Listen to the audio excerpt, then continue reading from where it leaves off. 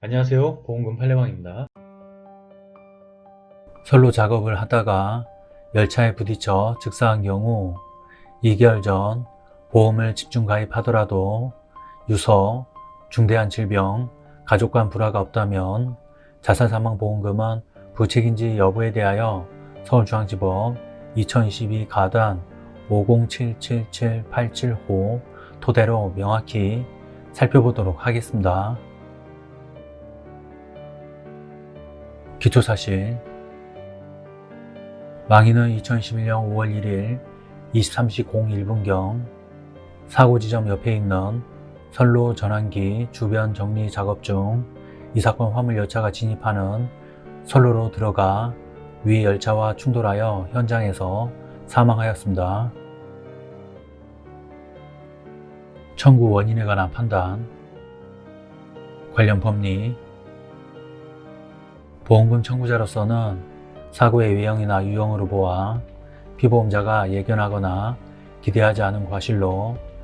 외래의 사고 발생이 가능하다는 점을 합리적으로 수긍할 수 있는 정도로 증명하면 사고의 우연성에 관한 증명을 다하여 보험자의 보험금 지급 사유가 발생하였다고 보아야 하고, 반면에 이러한 경우에는 보험자가 그 사고가 피보험자의 고의에 의하여 발생한 것이라는 점을 일반인의 상식에서 합리적 의심을 배제할 정도로 증명하여야 보험금 지급 책임을 면하게 된다고 보아야 할 것입니다. 구체적 판단. 쟁점: 이 사건 사고가 보험사고에 해당하는지 여부. 위 인정사실에 의하면 망인이 선로에 진입하는 열차에 치인 이 사건 사고는 외형적, 유형적 특성상 피보험자의 과실이나 기타 예측할 수 없는 사유를 원인으로 하여 충분히 발생할 수 있는 것이므로 이 사건 사고는 이름 우연한 외래의 사고에 해당한다고 봄이 타당하고,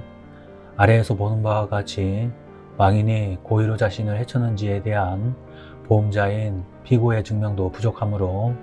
이 사건 사고에 대한 우연성은 인정된다고 할 것입니다.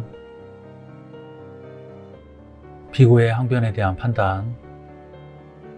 쟁점 가 민법 제103조 위반에 따른 무효 주장에 대한 판단. 불리한 사실 내지 사정. 망인이 이 사건 사고로 사망하기 약 2개월 전 무렵인 2011년 3월 2일부터 같은 달 12일까지 아래 표 기재와 같이 제1보험 계약을 포함하여 6개 보험회사와 7건의 사망보험이 포함된 보험계약을 체결한 사실. 망인이 이 사건 사고로 사망함으로써 원고들이 2022년 1월 13일 I 주식회사로부터 3억 원, 2022년 2월 23일 J 주식회사로부터 약 1억 7천만 원, 2021년 12월 28일 K 주식회사로부터 3천만 원, 2022년 8월 12일 L 주식회사로부터 1천만 원, 합계 약 5억 1천만 원의 사망보험금을 수령한 사실. 원고들이 이 사건 각 보험계약에 따른 피고로부터 합계 2억 6,800만 원의 사망보험금을 지급받을 수 있는 사실은 각 인정됩니다. 유리한 사실 내지 사정. 그러나 한편 망인은 위 각 보험계약 당시 한국철도공사 직원으로 안전사고 위험성이 상존하는 철도 수송 담당 영무원으로 근무하고 있었고, 정년까지 약 4년 9개월 정도가 남아있는 시점이었으므로 사고에 대비하여 남은 가족들을 위해 위와 같은 사망보험계약을 들 필요성도 있어 보이는 점. 망인은 2020년도에 합계 약 8,200만 원의 급여를 받았고, 2021년에는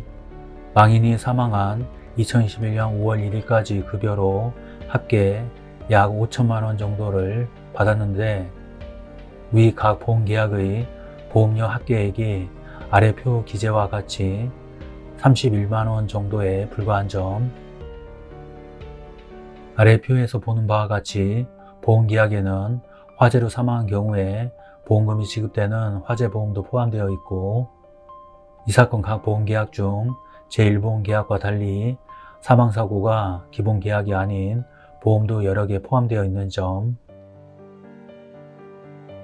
이 사건 각 보험계약 중 제2보험계약은 망인이 보험계약자로 체결한 것이 아니라 한국철도공사가 직원들의 업무상 상해사고에 대비하여 든 보험인 점 등을 종합하여 보면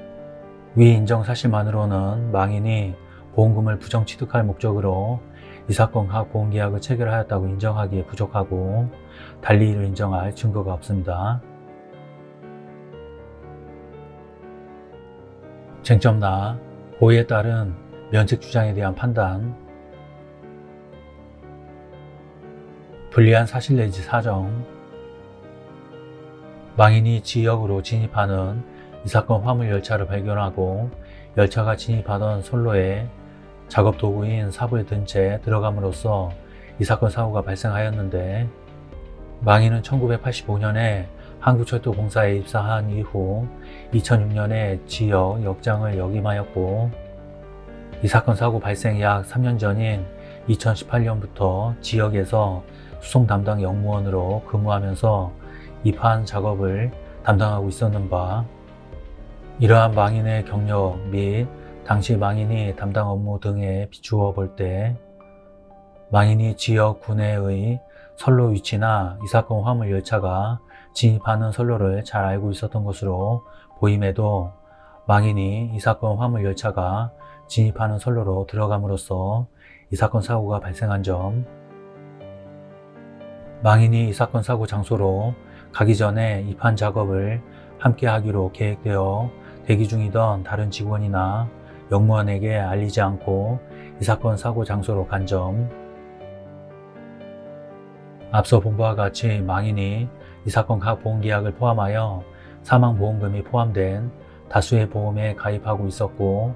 실제로 이 사건 사고로 망인의 가족들인 원고들이 상당한 금액의 사망보험금을 수령한 점 등에 비추어 보면 이른 망인이 고의로 이 사건 화물 열차에 뛰어든 게 아닌가 하는 의심이 듭니다. 유리한 사실 내지 사정, 그러나 한편 망인과 이 사건 화물 열차와 입판 작업을 함께 하기로 되어 있던 지역 수송 담당 역무원 유는 이 사건 사고에 대한 수사기관의 조사에서 입판 작업을 하러 나갈 때 반드시 같이 모여서 나가지 않고 사전에 정했던 작업 위치로 각자 나가기도 하고, 이 사건 사고 당시에도 망인이 보이지 않아 미리 현장으로 나간 것으로 알고 본인도 사전에 협의된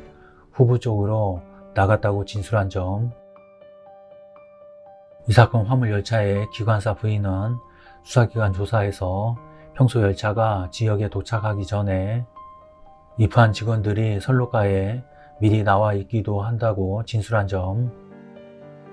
망인이 이 사건 열차에 충격된 선로 옆에 위치한 W호 선로 전화기에 이상이 발견되어 이를 확인할 필요성이 있어 망인이 입판 작업이 예정되어 있는 위치에서 가까운 위 선로 전환기 주변에서 작업을 하고 있었을 가능성도 배제하기 어려운 점,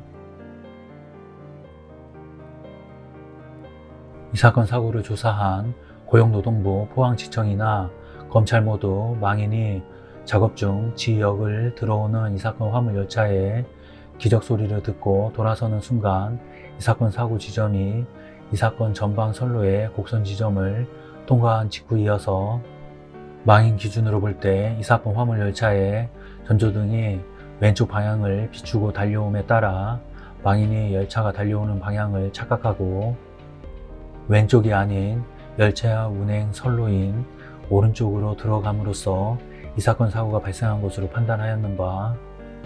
당시 망인의 작업 상황, 위치 및 이 사건 사고 지점 이전의 선로 상태 등에 비추어 볼 때 위와 같은 경위로 이 사건 사고가 발생하였을 가능성도 배제하기 어려운 점, 망인은 당시 등에 야광 반사판이 부착된 작업복을 착용하고 있었고, 사고 후 실황조사나 지역 구내를 촬영한 영상에 의하면 사고 직전에 이 사건 화물 열차에서도 망인이 입고 있던 작업복에 반사판 불빛이 식별되었는 바, 이러한 복장은 보통 전방에 있는 물체의 식별이 어려운 어두운 밤에 열차에 뛰어들려 자살을 하려고 계획한 사람의 복장이라고 보기 어려운 점, 이 사건 각 보험계약 중 단체보험인 제2보험계약의 주간보험사인 F와 피고를 제외한 나머지 공동인수 보험사인 X주식회사, J주식회사, L주식회사, Y주식회사는 원고들의 청구에 따라 상해사망보험금을 모두 지급하였고, 제2주식회사는 앞서 본 표 기재 순번 1 상해보험계약에 따른 상해사망보험금을 지급한 점, 망인은 배우자인 원고 A, 자녀들인 원고 B씨로 구성된 4인 가족의 가정으로서 자살을 암시하는 유서도 남기지 않은 점, 망인은 고혈압과 식이지장염 등으로 치료를 받은 전력이 있으나 이 사건 사고 당시 자살을 고려할 만한 중대한 질병이 없었고, 가정 불화나 직장 동료 등과의 불화가 있었다고 볼 근거도 없는 점 등을 종합하여 보면